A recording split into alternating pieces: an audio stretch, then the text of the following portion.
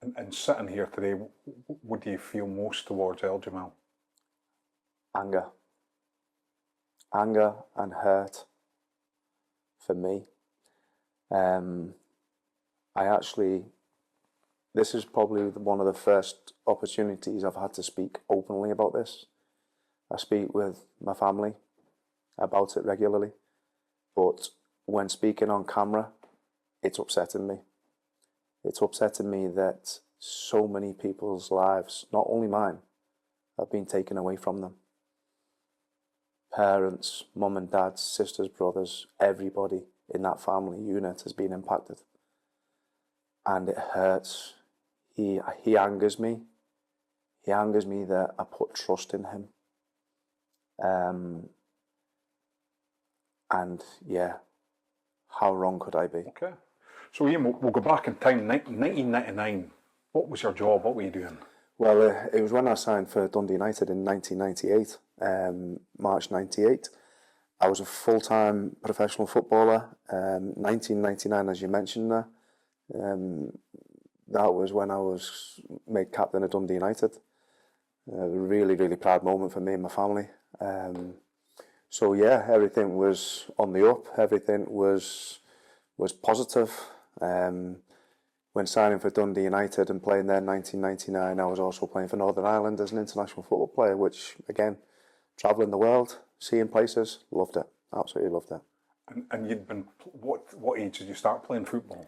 Well, everyone starts kicking a ball about the age of 4, 5. But no, I was pretty much signed for Liverpool when I was aged 11, and then went across the road to Everton when I was 12. And then that's when basically it became full-time. From the age of 12 to 16, signed professional forms, made my debut for Everton at 18.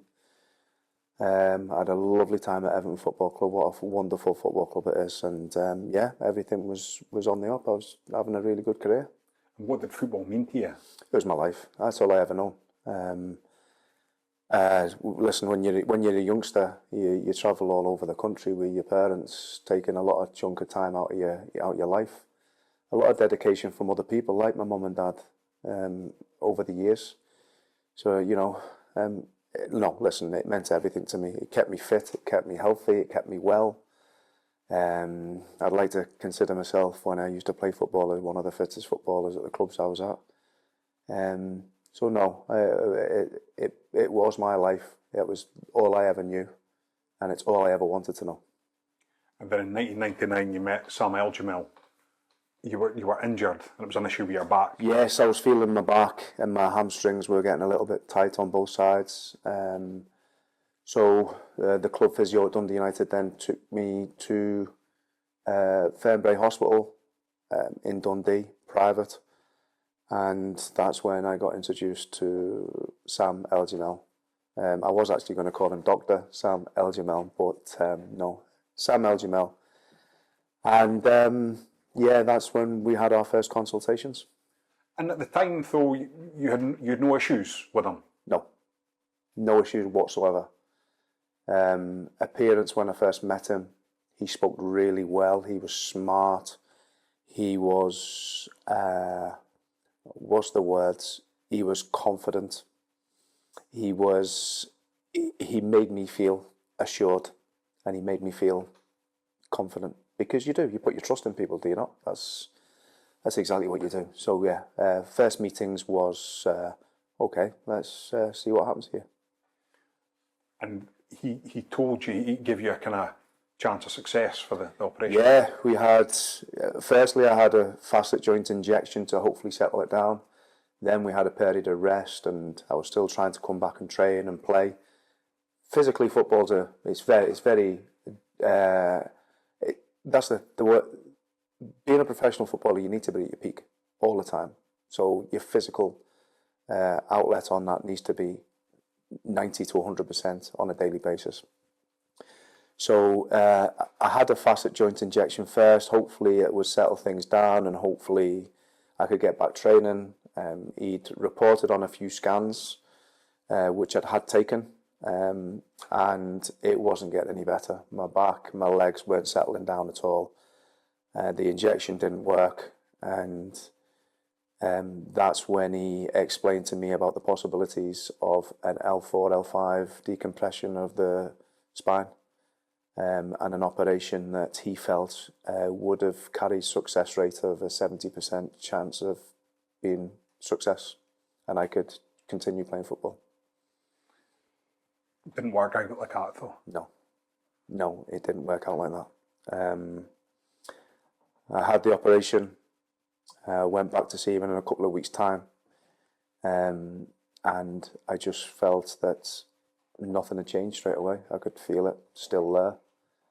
Okay, you're going to get a little bit of pain after an operation. Yeah, of course you are. But no, it didn't work out that way.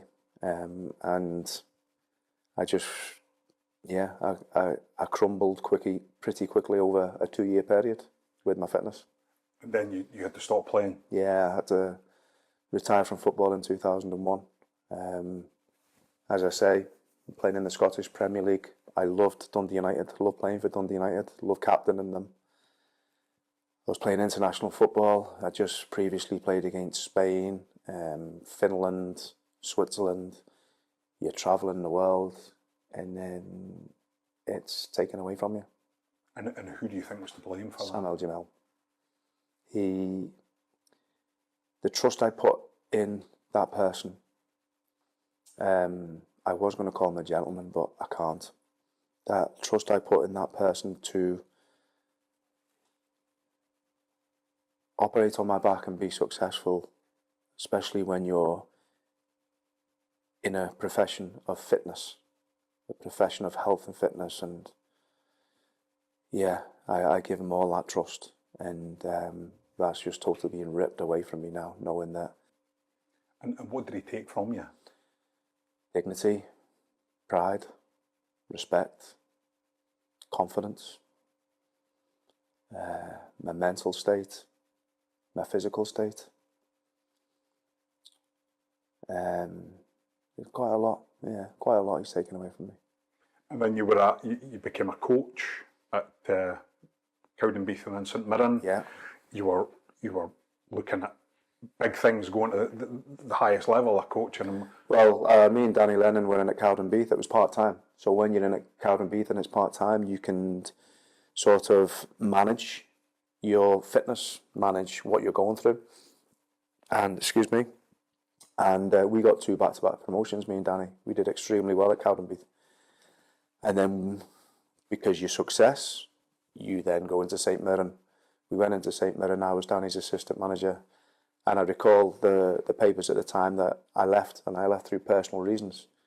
I left through the personal reasons, and the personal reasons, this is the first time I've opened up about this, is the fact that I wasn't physically able on a full-time level to go out and coach professional football players because of the impact of my injury and my spine. So yeah, not only was it my footballing career, it was my coaching career as well that was taken away from me. I'll never know what's happened inside of me. Never know what surgery took place. You know, people like us, people like the patients, we're actually guessing what actually took place when he opened you up. Some of us. And now, you know, all these years later, you just want some answers. Yes. Yeah, it was a couple of years ago. I was just sitting in the house and I seen his face flash up on the TV. And I looked and then I thought, he's the man that operated on my spine. And then, yeah, it hurts. It's been mentally testing at time over the years. What could have been in my professional career, what could have been in my coaching career, I do feel has been taken away from me by this man.